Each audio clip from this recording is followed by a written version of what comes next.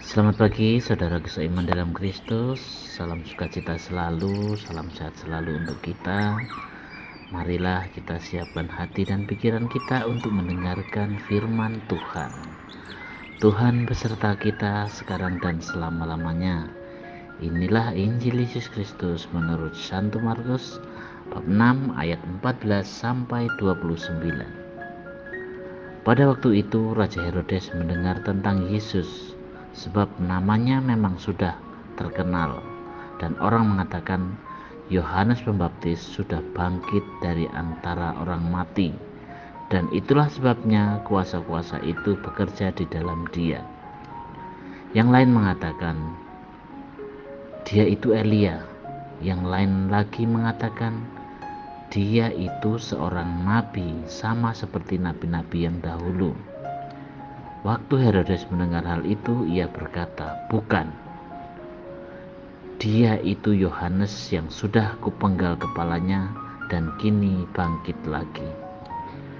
Memang Herodeslah yang menyuruh orang menangkap Yohanes dan membelenggunya di penjara berhubung dengan peristiwa Herodias, istri Filipus, saudaranya, karena Herodes telah mengambilnya sebagai istri. Karena Yohanes pernah menegur Herodes, "Tidak halal engkau mengambil istri saudaramu." Karena kata-kata itu Herodias menaruh dendam pada Yohanes dan bermaksud membunuh dia. Tetapi tidak dapat, sebab Herodes segan akan Yohanes karena dia tahu itu, bahwa Yohanes adalah orang yang benar dan suci, jadi ia melindunginya. Tetapi setiap kali mendengar Yohanes, hati Herodes selalu terombang-ambing. Namun ia merasa senang juga mendengarkan dia. Akhirnya tiba juga kesempatan yang baik bagi Herodias ketika Herodes pada hari ulang tahunnya mengadakan perjamuan untuk para pembesar, para perwira, dan orang-orang terkemuka di Galilea. Pada waktu itu putri Herodias tampil lalu menari dan menyukakan hati Herodes serta tamu-tamunya. Maka raja berkata kepada gadis itu, "Mintalah daripadaku apa saja yang kau ingini, maka akan kuberikan kepadamu." Lalu Herodes bersumpah kepadanya, "Apa saja yang kau minta akan kuberikan kepadamu, sekalipun itu setengah dari kerajaanku." Anak itu pergi dan menanyakan ibunya, "Apa yang harus kuminta?" Jawab ibunya, "Kepala Yohanes Pembaptis." Maka cepat-cepat ia pergi kepada raja dan meminta, "Aku mau supaya sekarang juga engkau berikan kepadaku kepala Yohanes Pembaptis dalam sebuah talam." Maka sangat sedihlah hati raja, tetapi karena sumpahnya dan karena segan terhadap tamu-tamunya, ia tidak mau menolaknya. Raja segera menyuruh seorang pengawal dengan perintah supaya mengambil kepala Yohanes. Orang itu pergi dan memenggal kepala Yohanes di penjara.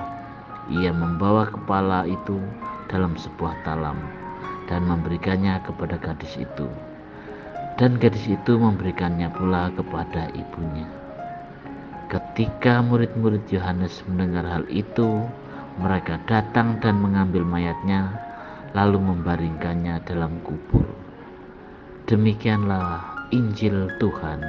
Terpujilah Kristus. Selamat pagi para sahabatku, sahabat suara hati, rekan muda, para setelah Marian dan pendengar dimanapun Anda berada.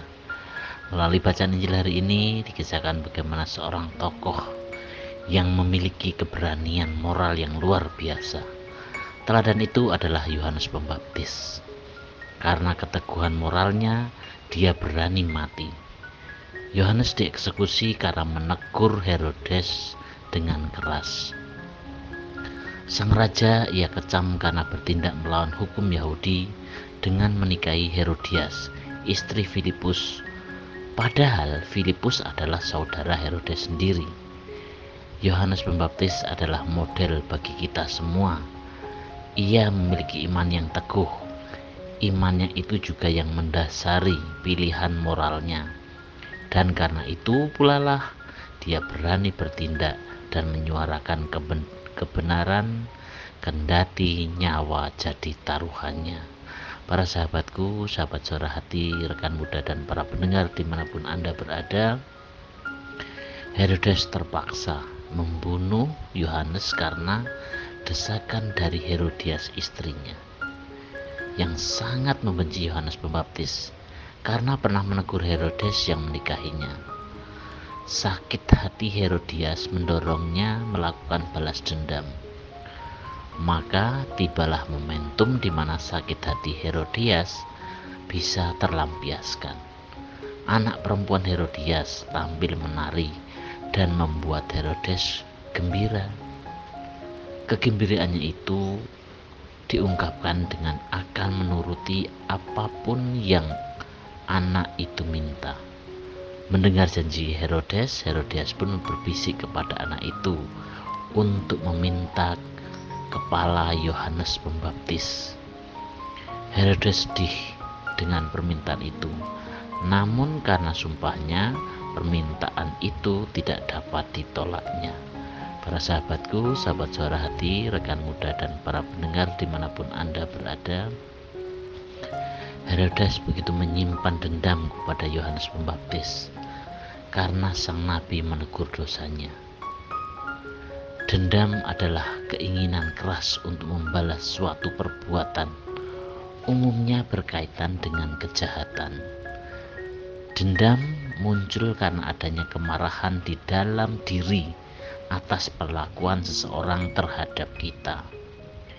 Jika tidak diatasi, dendam akan semakin membara dan membahayakan, baik kepada orang yang menjadi sasaran kemarahan itu maupun kepada diri sendiri.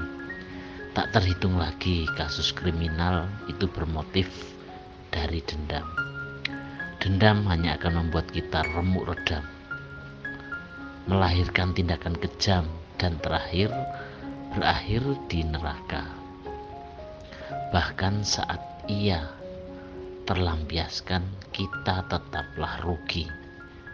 Karenanya sifat itu perlu diredam, perlu dihentikan. Kita harus rela untuk bisa koreksi diri, bisa bertobat, bahkan mengampuni. Maka hati kita pun akan menjadi ayem, menjadi adem dan tentrem. Para sahabatku, sahabat suara hati, rekan muda dan para pendengar dimanapun Anda berada, sadarilah mulai sekarang menjadi orang baik itu adalah suatu pilihan. Adalah pilihan kita untuk mendengarkan suara hati kita atau tidak. Juga sebuah pilihan apakah kita mau bertobat dan memperbaiki diri atau tetap tercebur di dalam perbuatan dosa.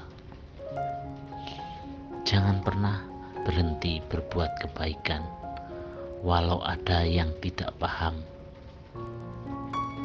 Meskipun ada juga yang tidak setuju, bahkan ada yang tidak menghargai. Cukup Allah yang menjadi tujuan hidup kita. Mungkin kita bisa menulis tentang kebaikan agar bisa ditiru, menulis tentang hal yang belum baik agar bisa introspeksi diri. Bagaimana cara berpikir, berbicara, bersikap, dan berbuat yang baik dan benar.